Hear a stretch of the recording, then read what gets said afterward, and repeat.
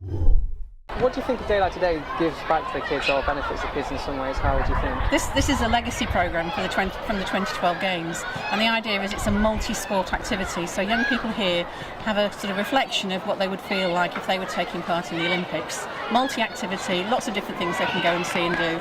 So for most young people it's the first opportunity of competitive sport, and I think for us it's about fun and enjoyment as well as the competition.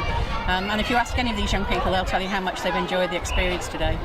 Do you yourself particularly enjoy getting involved in events like this, or what do you particularly enjoy most about it? I like it. My background is that I'm an ex-PE teacher and I love any aspect to do with activity in sport. So anything that brings people together, anything that can showcase sport, particularly at this time when the government is cutting back on all sorts of agendas, and sport is one of those non-statutory things within local authorities that are being cut back. So, if we can showcase, we've had lots of people here today from local government, and they've been seeing the value and the benefits of this kind of activity. So it's just great. We need to have these kind of events. We need to be able to showcase sport in a positive light. And just without probably forcing to repeat yourself, like you say, if today's like today weren't around or weren't held, what do you think people have missed out on, or particularly the kids? For young people, all the things that young people do, there needs to be a spark to set that off. So today we've got 200 young people volunteering. For some of them, that's the first time they've ever volunteered, and they'll have a fantastic experience today, and they'll go on to volunteer in sport. I'm a lifelong volunteer in sport. I've been volunteering for the last 45 years.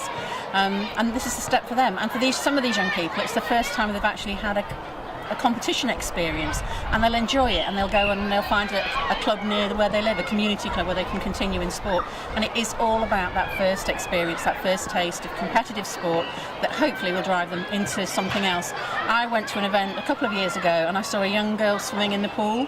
It was Ellie Simmons, and she was taking part in the school games, and she went on to Paralympic gold, double Paralympic gold, but she started off in this kind of event.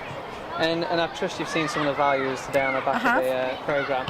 How important do you think it is to instill values like this into the kids? I think it's vitally important. I think we look at some sports around the country, and some of the values that we've been pushing today, I think some sports don't have that, and they need to go back and review what they do with their values, because we want young people to see sport as fun, exciting. We want to have respect within that. We want to have young people reaching excellence, but without reaching excellence by cheating. We want them to go through the process in a way that's fair for all.